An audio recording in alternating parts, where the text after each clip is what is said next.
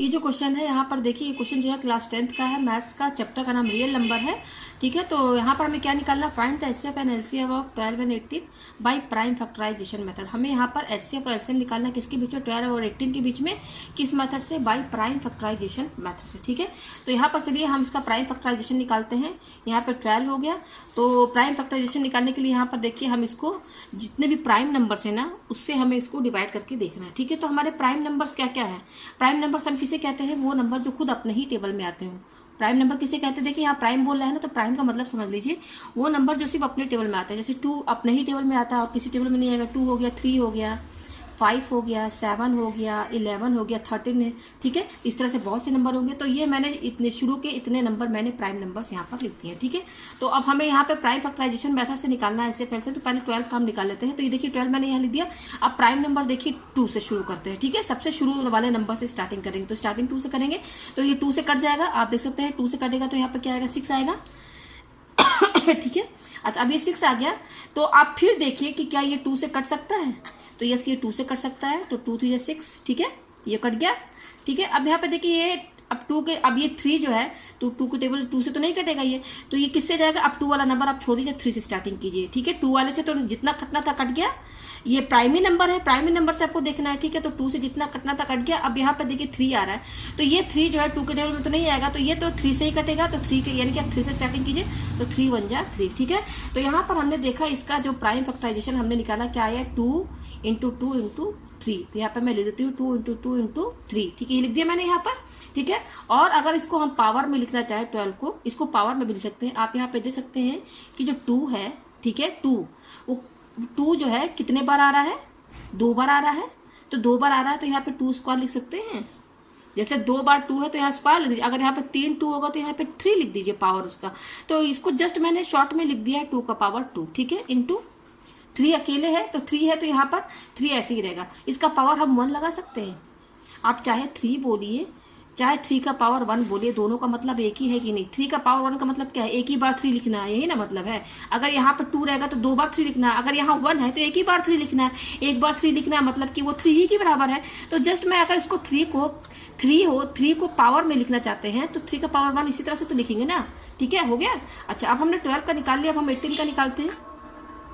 तो 18 का कैसे निकाल, अब चलिए उसी तरह से हम 18 का भी निकाल लेते हैं बाय प्राइम फैक्टराइजेशन मेथड से। तो मैं यहाँ पे 18 लिख देती हूँ। ठीक है, तो यहाँ पर जो है प्राइम फैक्टराइजेशन मेथड से आपको प्राइमरी नंबर से डिवाइड करके देखना है। तो यहाँ पर मैंने 18 लिख दिया है। तो सबसे पहले प्राइम नंबर में 2 आ रहा है, तो 2 से देखिए कटेगा, तो हाँ ये 2 से कट जाएगा। 2 9 जा 18। ठीक है, कट गया। अच्छा, अब यहाँ 9 आ रहा है, तो 9 देखिए 2 से कटेगा नहीं ना, ये प्राइम नंबर 2 से कटेगा नहीं। तो अब 2 को छोड़ के हम 3 से ट्राई करते हैं। तो 3 पे आ जाते हैं, तो 3 से देखिए, 3 से तो ये कट जाएगा, तो 3 से कटेगा तो क्या आएगा, 3 3 जा 9। ठीक है, फिर यहाँ पे 3 आ गया, तो आप देखिए ये 3 से ही लेकिन कटेगा। ठीक है, तो यहाँ पे 3 से कट जाएगा, 3 1 जा 3। तो यहाँ पे देख सकते हैं 18 का जो हमने प्राइम फैक्टराइजेशन निकाला वो क्या क्या आ रहा है, 2 इंटू 3 इंटू 3, इस तरह से आ रहा है। ठीक है, अगर हम इसको पावर में लिखना चाहें तो देखिए यहाँ पर 2 एक ही बार है, कितने बार है, केवल एक बार है। तो यहाँ पर 1 पावर में यहाँ 1 लिख दीजिए। एक बार है तो यहाँ पावर 1 लगाइए। अगर 2 बार 2 है तो 2 पावर लगाइए, पावर में 2 लगाइए। ठीक है, इंटू यहाँ पर देखिए 3 कितने बार है, 2 बार है, तो 2 बार है तो पावर 2 लगाइए। ठीक है, तो यहाँ पर ये हमारा आगे, अब देखिए आगे मैं इसको कैसे समझाती हूँ। यहाँ पे मेरा क्या क्या आया, 12 का पावर वाला, जो पावर में मैंने लिखा उसको मैं यहाँ लिखूंगी, वो आया 2 का पावर 2 इंटू 3 का पावर 1। और 18 का क्या आया हमारा, 18 का हमारा आ रहा है 2 का पावर 1 और 3 का पावर 2। ठीक है, अब हमें क्या, अब हमने ये प्राइम फैक्टराइजेशन निकाल लिया। अब हम निकालते हैं एचसीएफ और एलसीएम। तो सबसे पहले हम यहाँ पर निकालेंगे एचसीएफ। ठीक है, एचसीएफ किसके किसके बीच में, 12 और 18 के बीच में। तो देखिए एचसीएफ जिस 2 नंबर का आप निकाल रहे हैं ना, उस दोनों नंबर को आप ब्रैकेट में लिखिए, यही तरीका है। एचसीएफ कितने नंबर है, यहाँ पे 2 ही नंबर है, तो दोनों नंबर को ब्रैकेट में लिख के अब यहाँ पर एचसीएफ निकालिए। ठीक है, ताकि यहाँ से आपको पता चल जाए कि हमें 12 और 18 का एचसीएफ निकालना है। तो उन 2 नंबर को ब्रैकेट के अंदर लिख दीजिए। ठीक है, तो देखिए एचसीएफ निकालने का क्या तरीका है। आप यहाँ देखिए कॉमन नंबर देखा जाता है, जो दोनों में कॉमन हो। तो यहाँ पर देखिए 2 इसमें भी है, 2 इसमें भी है, आप देख सकते हैं ना, 2 इसमें भी है, 2 इसमें भी है। लेकिन यहाँ पर कॉमन निकालना है, केवल कॉमन। तो आप देख सकते हैं इन दोनों में देखिए इसका पावर 2 है, इसका पावर 1 है। तो जो सबसे कम पावर होगा ना, जो सबसे कम पावर हो, या अगर आपको ऐसे समझ में नहीं आ रहा है तो ऐसा करते हैं कि मैं इसको लिख देती हूँ, इसको खोल के मैं लिख देती हूँ। ये 2 का पावर 2 है ना, तो मैं इसको 2 बार लिख देती हूँ।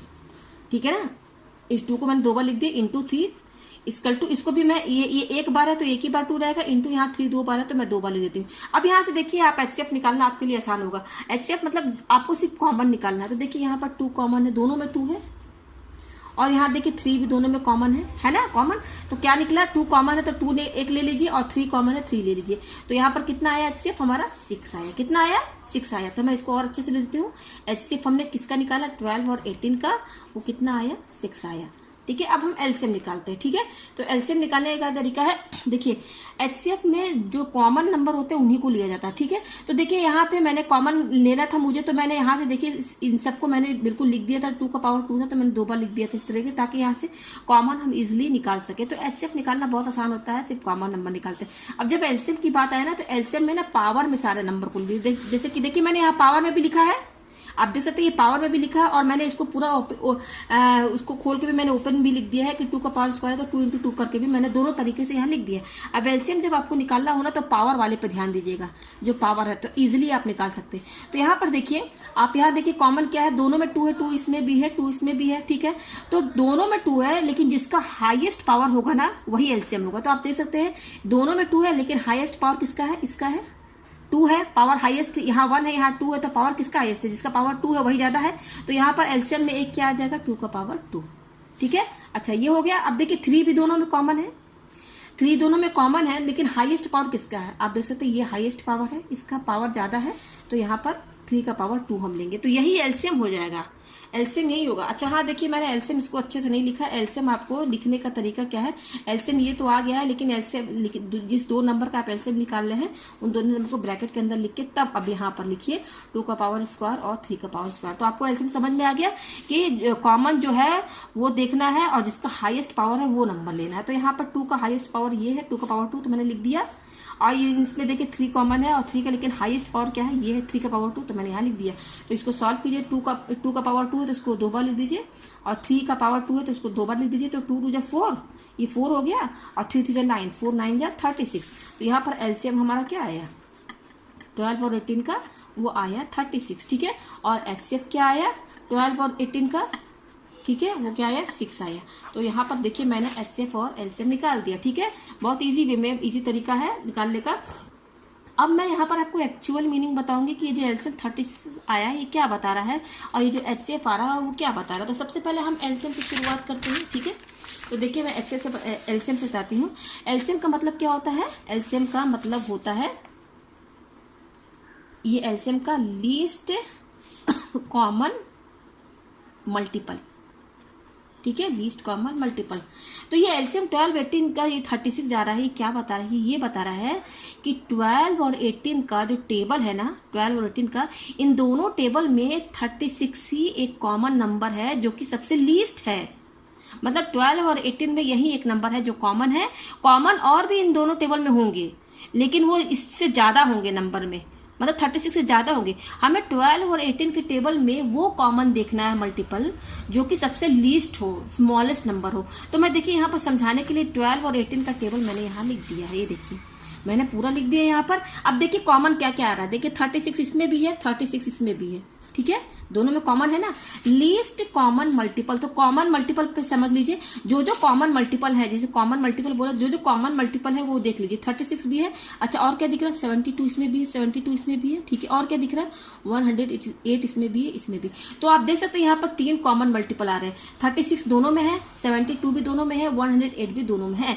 तो कॉमन मल्टीपल तो हम समझ गए, लेकिन लीस्ट बोल रहा है, तो इन तीनों कॉमन मल्टीपल में सबसे लीस्ट कौन सा नंबर है, कम नंबर, सबसे स्मॉलेस्ट। तो स्मॉलेस्ट नंबर क्या है 36 ही तो सबसे कम है ना, है तीनों कॉमन मल्टीपल, लेकिन हमें लीस्ट देखना है। तो 36 जो है सबसे कम नंबर है, इसलिए इन दोनों का जो 12 और 18 का एलसीएम जो होगा वो 36 होगा। तो यहाँ पर एलसीएम का मतलब क्या हुआ, एलसीएम जो 36 आ रहा है 12 18 का, कहने का मतलब ये है कि 12 और 18 के टेबल में जो कॉमन मल्टीपल है सबसे लीस्ट, जो सबसे कम, वो है 36। यानी कि 12 18 में 36 आएगा दोनों टेबल में, दोनों के टेबल में 36 है कॉमन, और सबसे कम नंबर है, स्मॉलेस्ट नंबर है। तो आपको, मुझे उम्मीद है कि आपको ये एलसीएम समझ में आ गया होगा। अब चलिए एचसीएफ की बारी आती है। तो एचसीएफ क्या बता रहा है 12 और 18, ठीक है, वो इसका एचसीएफ क्या रहा है 6। इसका ये मतलब है कि 6 एक ऐसा टेबल है जिसमें 12 और 18 दोनों नंबर आते हैं, और सबसे हाईएस्ट भी है, 6 HCF जो 6 आ रहा है ये बता रहा है कि 6 ही वो ऐसा टेबल है जिसमें 12 और 18 दोनों आते हैं और ये सबसे हाईएस्ट है टेबल, मतलब टेबल में कई टेबल में सबसे हाईएस्ट नंबर पर ये है 6। ये वो 6 है जिसमें ये दोनों आते हैं। जैसे मैं आपको और अच्छे से समझा देती हूँ, जैसे कि 12 और 18 तो कई टेबल हैं जिसमें 12 और 18 दोनों आते हैं। तो जैसे 2 में भी आता होगा, देखिए यहाँ पर जैसे 2 में ये देखिए 12 और 18 की बात हो रही है, तो देखिए 2 में भी 12 आ रहा है और 18 आ रहा है, ठीक है। उसी तरह से 3 के टेबल में देखिए 12 आता है और 18 आता है। 6 में भी देख लिए 12 और 18 आता है। अच्छा, और कोई ऐसा टेबल है जिसमें 12 और 18 दोनों आए? अब 6 के बाद ऐसा कोई टेबल नहीं है जिसमें 12 और 18 दोनों आए। सिर्फ यही 3 टेबल हैं जिसमें 12 और 18 आते हैं। लेकिन यहाँ पर बोल रहा है हाईएस्ट। HCF का मतलब होता क्या है? Highest common factor.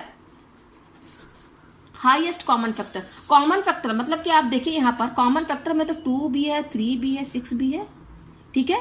लेकिन हाईएस्ट, हमें वो हाईएस्ट देखना है जिसमें नंबर हाईएस्ट हो और उस हाईएस्ट नंबर में ही दोनों ये आते हो। तो आप देख सकते हैं 2 में भी आ रहा है 12 और 18, ठीक है, 3 में भी आ रहा है 12 18 और 6 में भी 12 18 आ रहा है। मतलब कि यहाँ पर देख सकते हैं कि 2 और 3 6 तीनों कॉमन है, ठीक है ना। लेकिन हाईएस्ट क्या है? नंबर सबसे ज्यादा, दोनों में तीनों में ज्यादा नंबर क्या है? बड़ा, 6 बड़ा है। तो कहने का ये मतलब है कि HCF 12 और 18 का जो 6 आ रहा है ये बताना चाह रहा है कि 6 ही वो ऐसा नंबर है, हाईएस्ट टेबल जो है 6 का ही एक ऐसा टेबल है जिसमें 12 और 18 दोनों आते हैं और 6 के बाद कोई भी ऐसा टेबल नहीं है जिसमें 12 और 18 आए।